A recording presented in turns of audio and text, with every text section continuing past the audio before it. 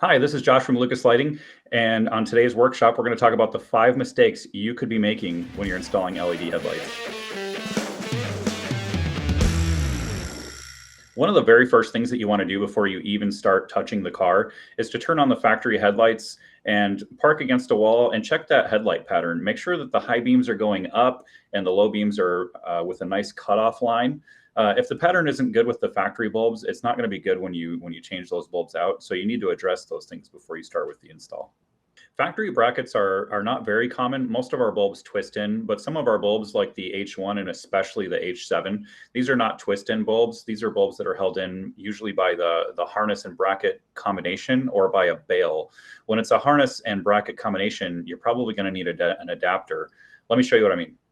So in this example, we're going to look up a 2015 Ram ProMaster, and this is kind of the solutions that you get. If you look down where it says mounting adapter, if this is populated, that means that you need a mounting adapter. We have verified that a mounting adapter is needed for this vehicle. I'll show you the high beam really quick.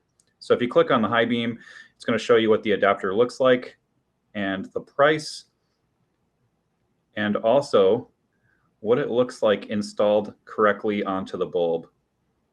Speaking of the bulb finder tool, if you go to our website, lucas-lighting.com, you're going to scroll down. You'll see that all you need to select is a year, a make, and a model. A lot of other websites will ask you for bulb location and things like that, but we like to give you all the information in one place.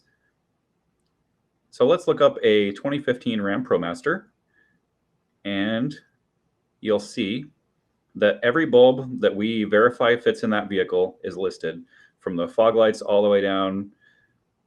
And we've got notes on the very bottom. Because of pulse width modulation, decoders are needed for high and low beam. We give you a headlight difficulty. The headlight difficulty 5 is the highest, and we gave this one a difficulty 5 because you have to take the whole housing out of the car. You need adapters, you need decoders, so it's not the easiest to do. And a lot of our difficulty 5s will also have a video as well, so you can copy and paste that into your YouTube and get a full walkthrough of how that works. If you go up to the top, you've got the mounting adapters for high and low beam here, and you've got the decoder module that you'll need here. Every single thing on this website is clickable. If there's multiple options, you can actually click on this and it will give you every H7 that we make essentially. And so these are all different bulbs that you can put in that vehicle with many different price points to choose from.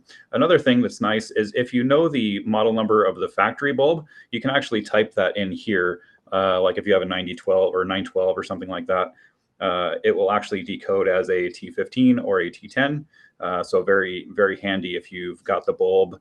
We don't list it for some reason, and you want to see what it converts to in our website. And then the very last thing is on the very top, got a link to our YouTube right here. On the top left, we've got a lot of great videos there that will run you through the how and why of our bulbs. And then we've got a couple of walkthrough videos as well.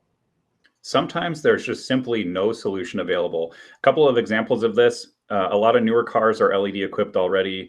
The housing is sealed. There's nothing that you can do there. You can't pull it apart. There's no bulb to remove and replace. In that instance, they're kind of stuck with what they have. There's other instances where there's a dual purpose bulb that's pulse width modulated, and there's just not enough power or something like that. I would say that maybe there's not a solution available. There's not a simple solution available. But if you're tech savvy or if you are a tech in a shop, we can definitely run you through some options. But maybe there's no simple plug and play option.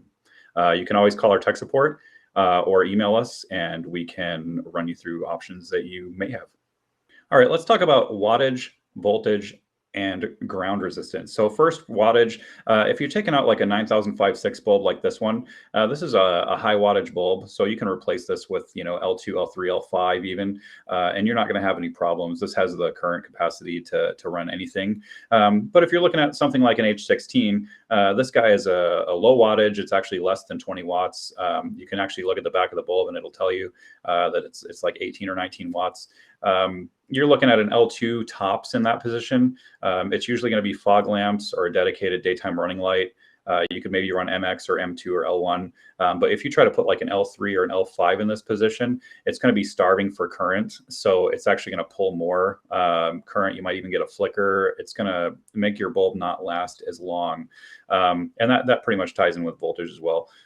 Anytime the voltage is coming down, the current is going to go up because our bulbs are regulated. Our bulbs are always going to run at the exact same wattage, no matter what the voltage looks like. And then on top of that, you want to look at ground resistance. For an example, 2012, 2013 Silverados at this point are getting kind of old. So sometimes like on one side, the ground will start corroding. So you have so much resistance to ground that it's gonna jack up the current on that bulb to try to keep that bulb illuminated. And then you're gonna have bulb failures just because of that current. The current creates heat, and then the heat will kill the LED panel over time. Thank you so much for tuning into this workshop. Please head on over to lucas-lighting.com. All of our contact information is there. We encourage you to reach out if you have any questions, and I hope that these help you avoid some mistakes.